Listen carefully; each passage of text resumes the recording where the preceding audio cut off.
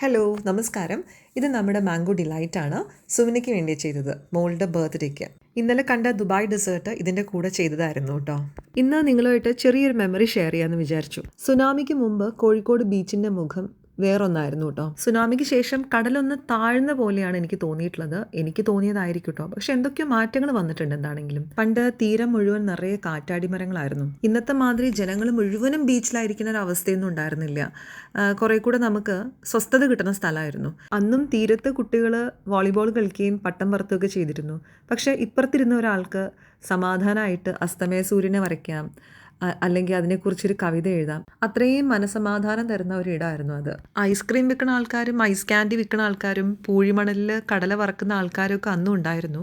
പക്ഷെ എല്ലാത്തിലും ഒരു സ്വസ്ഥത ഉണ്ടായിരുന്നു എന്ന് മാത്രം. അമ്മയുടെ പഴയ ഓഫീസും ഞങ്ങളുടെ സ്കൂളും ഒക്കെ ബീച്ചിൻ്റെ അടുത്തായിരുന്നു. എന്നും പോണ വഴിയാണ്. പക്ഷേ വെക്കേഷൻസിന് കുഞ്ഞമ്മയും കുട്ടികളും വീട്ടിൽ വരുമ്പോൾ അവരുടെ കൂടെ ബീച്ചിലേക്ക് പോകുമ്പം ആ യാത്രയ്ക്ക് പ്രത്യേക ആവേശമായിരുന്നു.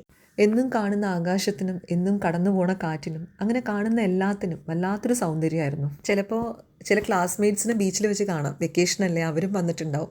അപ്പോൾ കാണുമ്പോൾ സന്തോഷം, ഇത്തിരി നാണമൊക്കെ തോന്നാറുണ്ട്. അതെന്തിനാന്ന് എനിക്കിപ്പോഴും അറിയില്ല കേട്ടോ. ബീച്ചും ജോയ് ഐസ്ക്രീമും അതായിരുന്നു അന്നത്തെ ഒരു കോമ്പിനേഷൻ. അന്ന് നമ്മുടെ ആവശ്യങ്ങളും ആഗ്രഹങ്ങളൊക്കെ എത്രമാത്രം ചെറുതായിരുന്നു എന്ന് ആലോചിക്കുമ്പോഴാണ്. ഒരു കുഞ്ഞ് ഐസ്ക്രീം കപ്പ് സ്വർഗത്തിൻ്റെ ഒരു കഷ്ണം പോലെ ആയിരുന്നില്ലേ നമുക്ക്. ബസ്സിൽ യാത്ര ചെയ്യാം, വെയിൽ കൊള്ളാം, കാറ്റ് കൊള്ളാം, മഴ കൊള്ളാം, എല്ലാം നമുക്ക് ഓക്കെ ആയിരുന്നില്ലേ. ഇന്നൊക്കെ കോഴിക്കോട് ബീച്ചിൽ പോണ ഒരാളെ സംബന്ധിച്ച് സ്റ്റാർബക്സും പാരഗണും അടക്കം എല്ലാം നമുക്ക് വേണ്ടി അവിടെ കാത്തിരിപ്പുണ്ട്. ഏത് തരം ഭക്ഷണം വേണോ, ഏത് ബഡ്ജറ്റിൽ വേണോ, എല്ലാം അവിടെ ബീച്ചിൻ്റെ പരിസരത്ത് തന്നെ അവൈലബിൾ ആണ്. പക്ഷേ ഞങ്ങളുടെ ചെറുപ്പത്തിൽ ലയൺസ് പാർക്കിൻ്റെ ഓപ്പോസിറ്റുള്ള കൊച്ചു കൊച്ചു ഐസ്ക്രീം പാർലേഴ്സാണ് നമ്മുടെ ആകെ കൂടുതൽ അട്രാക്ഷനും ബീച്ച് കഴിഞ്ഞാൽ പിന്നത്തെ ഒരു മസ്റ്റ് വിസിറ്റും. ഞാൻ ആലോചിക്കാറുണ്ട്, അന്നൊക്കെ നമ്മൾ വാശി പിടിക്കാൻ അറിയാത്ത കുട്ടികളായിരുന്നു എന്നുള്ളത്. നമ്മുടെ അച്ഛനും അമ്മയും എന്താണോ വാങ്ങിത്തരുന്നത് അത് കഴിച്ച് സന്തോഷമായിട്ട് തിരിച്ച് വീട്ടിൽ പോകുന്ന മക്കളായിരുന്നു. ഇന്നിപ്പോൾ അങ്ങനെയാണോ? ഇന്ന് ഓരോ കുട്ടികൾക്കും ഓരോ ആവശ്യങ്ങളാണ്, ഓരോ ഇഷ്ടങ്ങളാണ്. അതനുസരിച്ച് പേരൻസും വാങ്ങിച്ചു കൊടുക്കുന്നുമുണ്ട്, ഞാനടക്കം. മാറ്റങ്ങൾ അനിവാര്യമാണല്ലോ, പ്രത്യേകിച്ചും കാലഘട്ടത്തിൻ്റെതായ മാറ്റങ്ങൾ.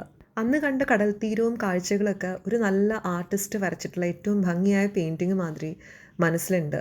ഒരു ആൽബത്തിൽ സൂക്ഷിച്ച മാതിരി. എപ്പോഴൊക്കെ നമുക്ക് അത് കാണണം തോന്നണോ, സ്വസ്ഥമായിട്ടിരിക്കുന്ന സമയത്ത് ഒന്ന് പുറകിലേക്ക് പോയാൽ മതി. ഒരു ക്യാമറയ്ക്കും ക്യാപ്ചർ ചെയ്യാൻ പറ്റാത്ത അത്രയും ഭംഗിയുള്ള ദൃശ്യങ്ങളാണ് കണ്ണും മനസ്സും എനിക്ക് വേണ്ടി ക്യാപ്ചർ ചെയ്തിട്ടുള്ളത്. അന്നത്തെ ഓരോ ഫ്രെയിമിലും ഇന്ന് ഇന്നസെൻസ് ആണ് കാണാൻ പറ്റുന്നത്. ഒരുപക്ഷെ നമ്മുടെ ഇന്നസെൻസ് ആണ് നമുക്കതിൽ കാണാൻ പറ്റുന്നുണ്ടാവുക. ഇനി ഒരിക്കലും കടന്നു ചെല്ലാൻ പറ്റില്ലെങ്കിലും മെമ്മറീസ് എന്ന് പറയുന്ന വലിയൊരു ആൽബം മനസ്സിൽ സൂക്ഷിച്ചു വെച്ചതുകൊണ്ട് എപ്പോഴൊക്കെ ആഗ്രഹം തോന്നണോ അപ്പോഴൊക്കെ തുറന്നു നോക്കാം, ഒരു നെടുവീർപ്പോടെ മടക്കി വയ്ക്കാം.